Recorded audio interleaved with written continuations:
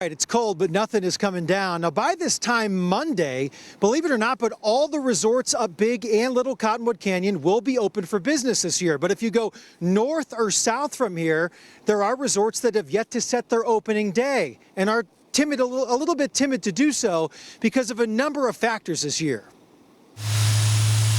At some of Utah's ski resorts, the snow guns are on full blast. We have had some extra cold temperatures. Thank you, Mother Nature, on that. I know that we're all praying for snow. Cherry Peak is one of 4 resorts without a scheduled opening date for this upcoming season. You know, if we can put a good strong base with man-made snow and then that Mother Nature, we need that 1-2 big storm punch, and we'll be ready to rock and roll.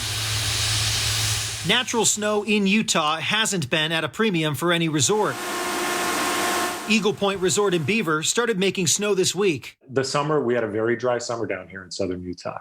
Dry conditions are making for a late start to the season. Of course, we'd love some storms. This is, the unknowns about running a ski resort. But we also do know that it can turn really quick. The Beaver area down south has been particularly hard hit.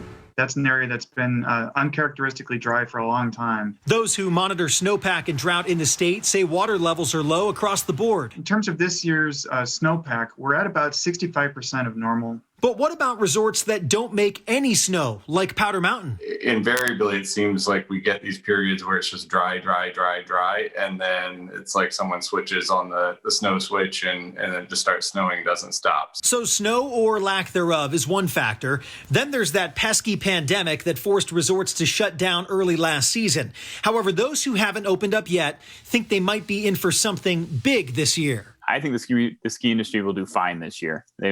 People will continue to ski. It's a release. I think we're much less a fly-to destination this year. We're much more a drive-to destination. We are preparing for the busiest winter we've ever had.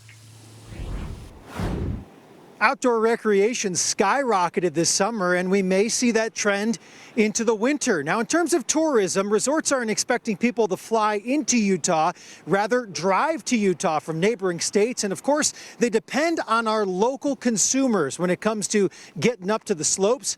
Season pass sales have already skyrocketed and increased dramatically at many of the resorts we spoke with today.